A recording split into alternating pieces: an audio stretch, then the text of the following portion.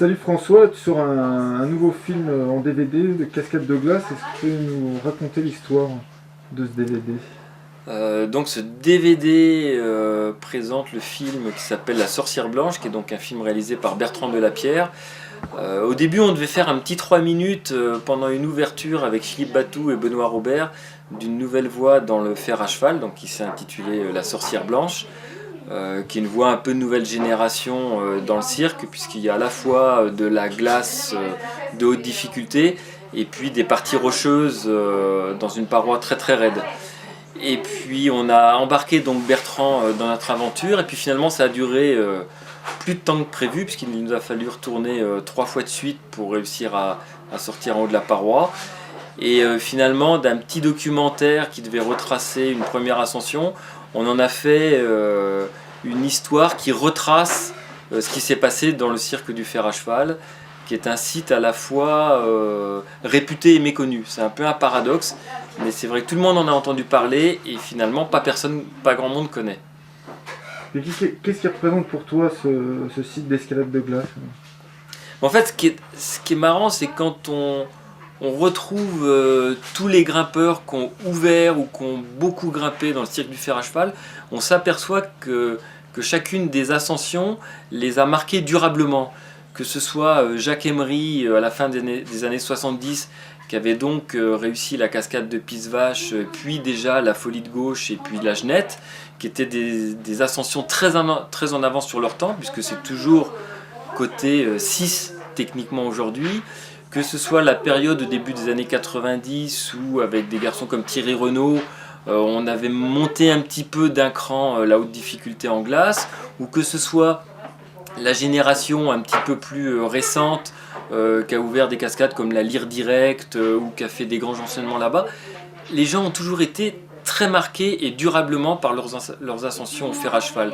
Donc finalement on retrace à la fois l'histoire du site, qui est assez représentative de l'histoire de la cascade de glace, et puis en même temps ça permet de travailler un petit peu et d'expliquer les motivations des grimpeurs et ce qu'ils peuvent en garder une fois qu'ils ont fait ces grandes ascensions. Et toi, donc cette ouverture, elle te laisse quoi comme souvenir?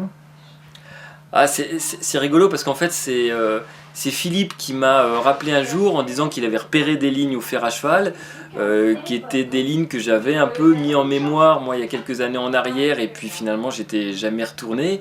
Et c'est vrai que d'être un petit peu titillé par des très forts grimpeurs d'aujourd'hui, je dirais que ça m'a un peu boosté ma motivation, et au départ je trouvais ça très très confortable de partir avec des super forts comme Philippe et Benoît. Et ce qui est rigolo, c'est qu'au pied de la cascade, finalement ils m'ont dit bah au début c'est en glace donc t'y vas. Donc déjà je m'étais bien mis moi dans le rôle du second à l'abri. Il a fallu que je me sorte un petit peu les piolets des poches pour faire les premières longueurs. Après Philippe lui a ouvert et a équipé donc ce mur surplombant pour aller rejoindre le grand cigare suspendu en milieu de paroi, qu'il s'est offert parce que c'était vraiment le morceau de choix et une longueur d'anthologie en glace. Et puis Benoît Robert a montré toute son efficacité dans la dernière partie rocheuse. Et pareil, je m'étais remis de nouveau moi dans mon rôle de second, et je trouvais ça déjà bien raide avec une corde tendue devant. Et puis complètement à la fin, il faisait nuit, il faisait froid, on en avait tous marre. Ils m'ont renvoyé au charbon pour sortir. J'étais moyennement motivé, et puis finalement quand je suis sorti en haut, j'étais vachement content. Et par rapport à d'autres cascades que tu as pu ouvrir?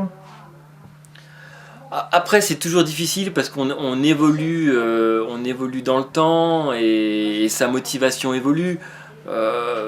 C'est vrai que les ouvertures vraiment très engagées, pour moi, datent, on va dire, des années 90, hein, quand j'ai ouvert à Gramusa, quand on a ouvert donc des cascades comme la Massue au fer à cheval. Et ça faisait peut-être un petit moment que je m'étais pas rebalancé dans ces très très grandes parois, en tout cas pas dans un site proche de chez moi.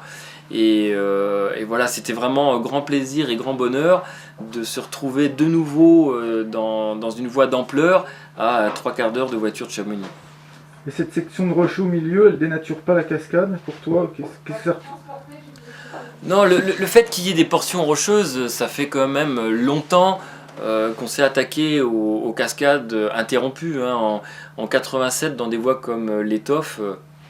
en Oisan, on avait déjà remonté des cascades avec des stalactites qui étaient suspendues sous des toits, avec des portions rocheuses pour aller chercher des stalactites. Au Canada, des voies comme The Day After, Les Vacances de Monsieur Hulot ou French Connection sont déjà des voies avec des grandes portions rocheuses pour aller chercher de la glace suspendue. Donc c'est pas quelque chose de nouveau. Ce qui est nouveau, c'est certainement l'apport du haut niveau dans le dry tooling et la maîtrise que les grimpeurs ont aujourd'hui du rocher escaladé, piolet et crampons en main, qui est un petit peu différente de la manière dont on l'abordait il y a 15 ans en arrière. Il y a 15 ans en arrière, on abordait les portions rocheuses en disant il faut qu'on passe le rocher pour aller chercher la glace. Aujourd'hui, les portions rocheuses sont abordées comme une partie intégrante et comme une partie de la performance de la cascade. Et c'est vrai que de voir des garçons comme Philippe Batou ou Benoît Robert évoluer dans ces parties rocheuses, ça reste très impressionnant parce qu'il y a vraiment une grande maîtrise à la fois technique dans leur grimpe et à la fois dans la manière dont ils ont l'habitude d'équiper ces voies-là.